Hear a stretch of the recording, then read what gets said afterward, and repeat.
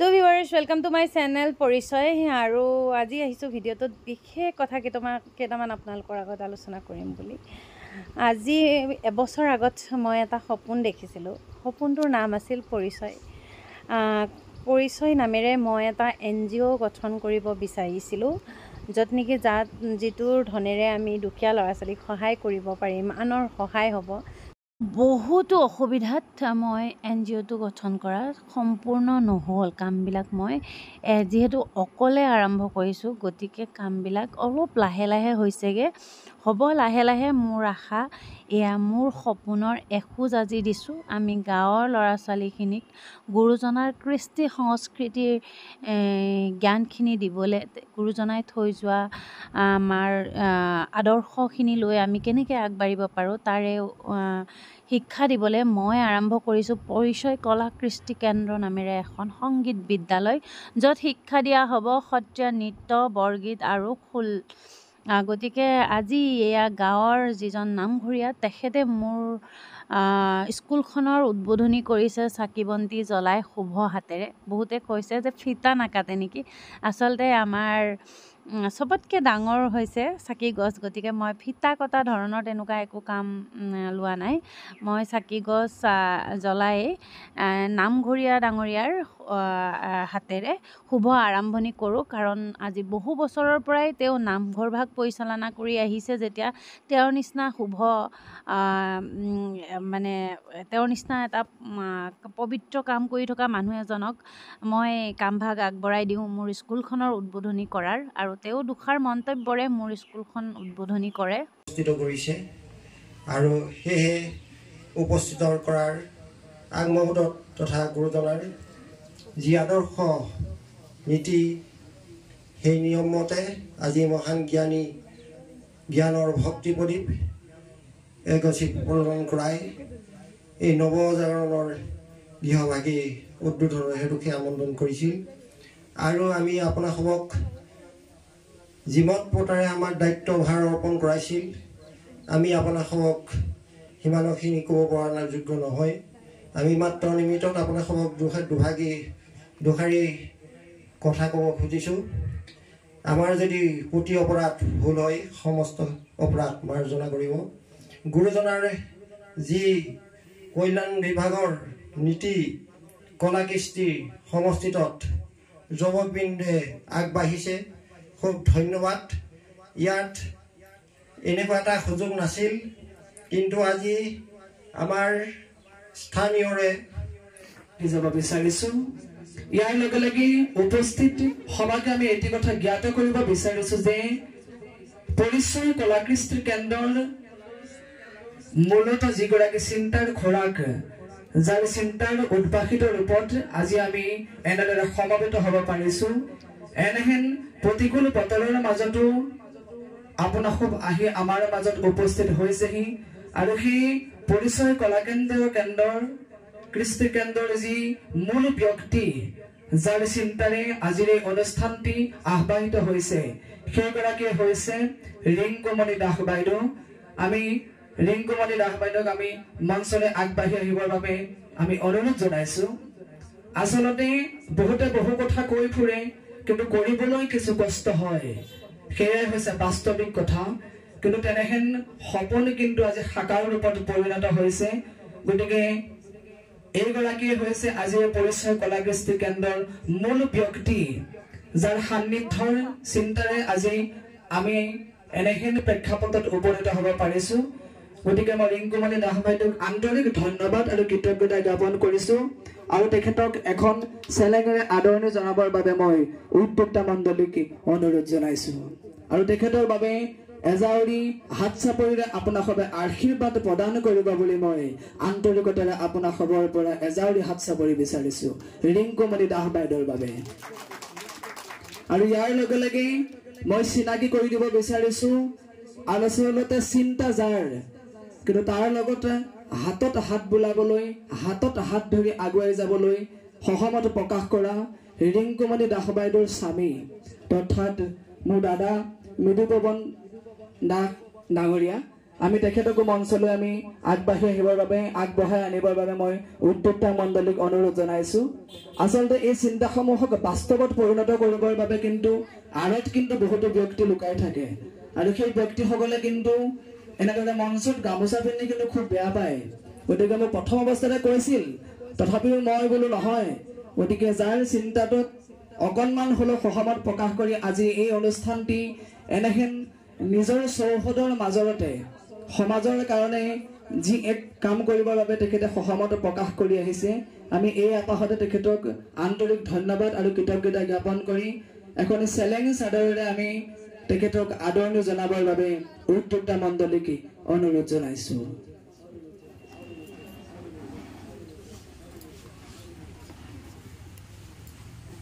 এয়া আপোনালোকৰ সন্মুখত মৃদু পৱন দাস ডাঙৰীয়া আমি আজি পৰিচয় কলাকৃষ্টিৰ কেন্দ্ৰৰ সন্দৰ্ভত আমি ৰিংকুমণি দাস বাইদেউক অতি চমুকৈ আমি তেখেতৰ বক্তব্য প্ৰকাশ কৰিবৰ বাবে আমি অনুৰোধ জনাইছো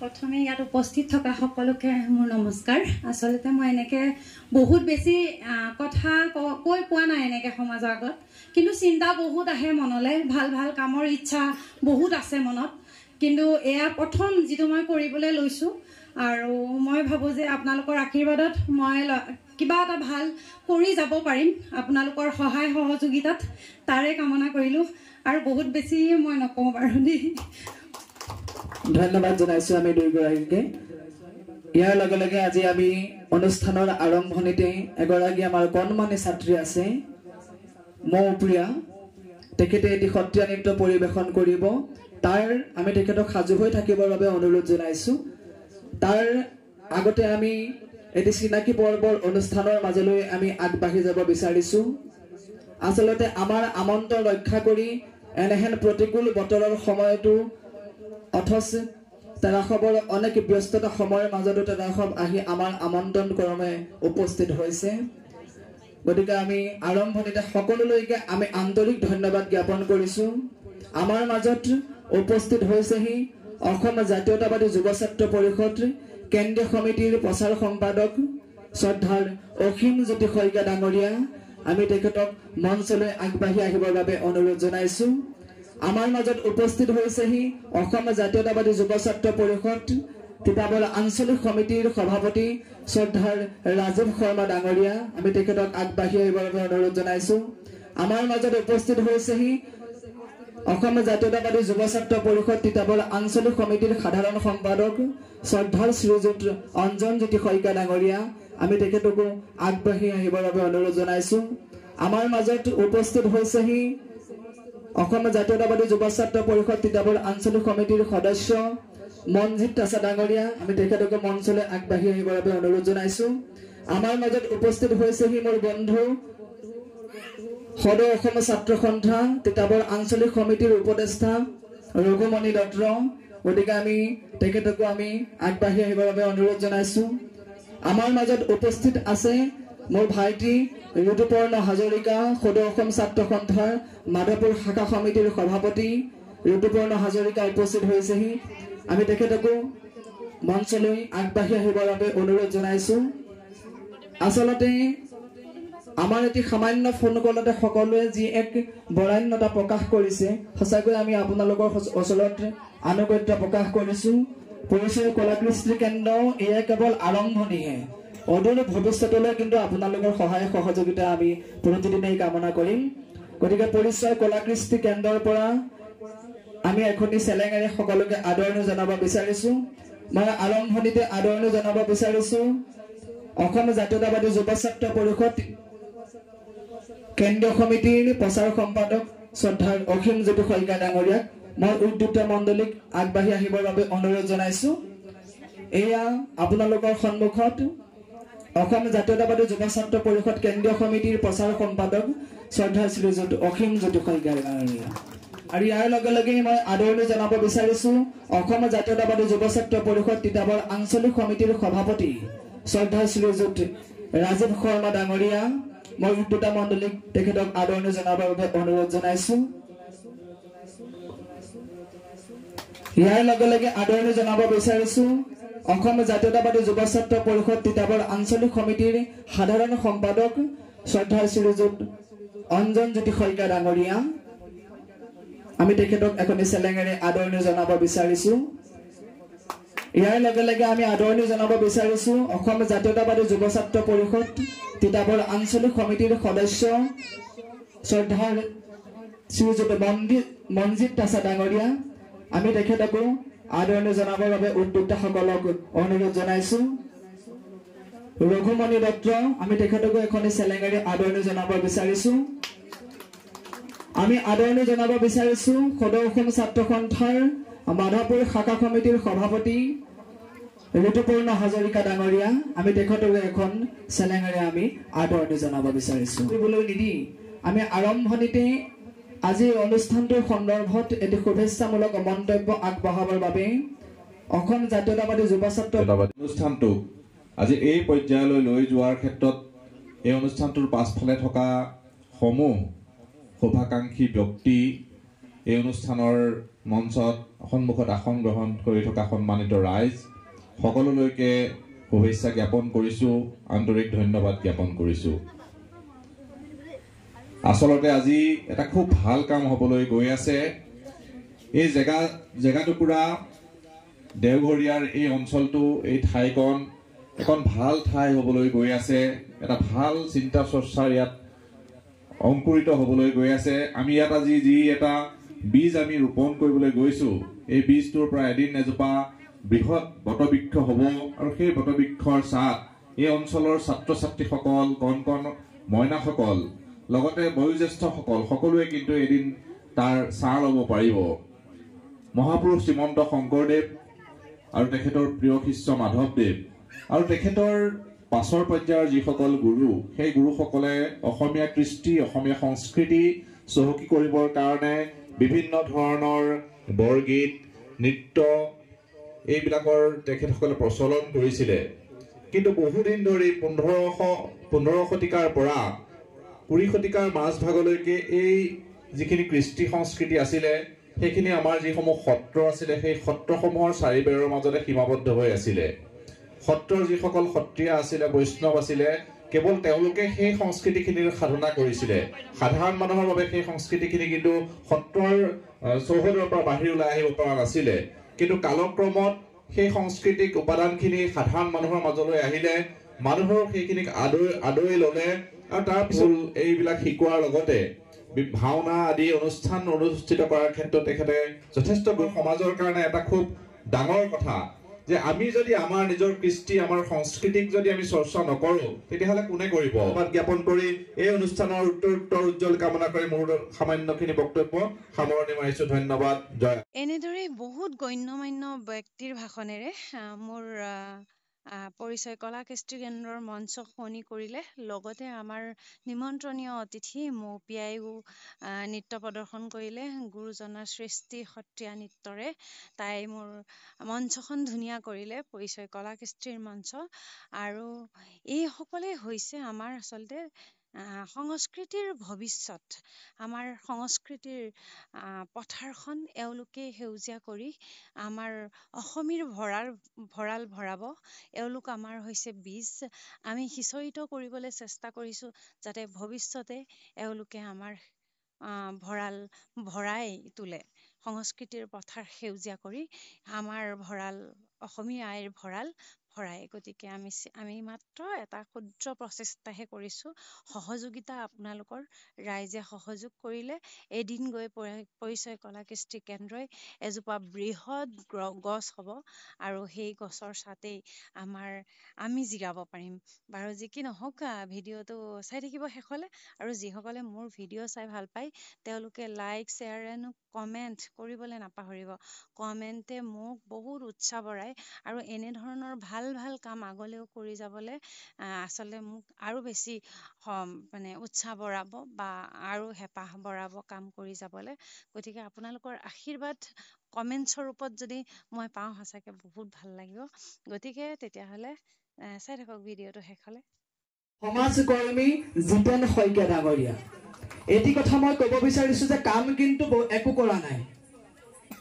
কৰিছে যে বিগত 8টা বছৰে 2016 চনৰ পৰা বৰ্তমান সময়লৈকে তিতাবৰৰ বৃহৎ অঞ্চল খেতি ফাৰ্মৰ পৰা দিহিঙীয়ালৈকে ৰাস্তা কাষৰ যিসমূহ হাবি আছে, যিসমূহ হাবি বননি আছে, তেওঁ কিন্তু নিজেই সেইখিনি কিন্তু প্ৰতি বছৰে কোনোবা এটা দিনত কিন্তু তেওঁ সেইখিনি চফা কৰে।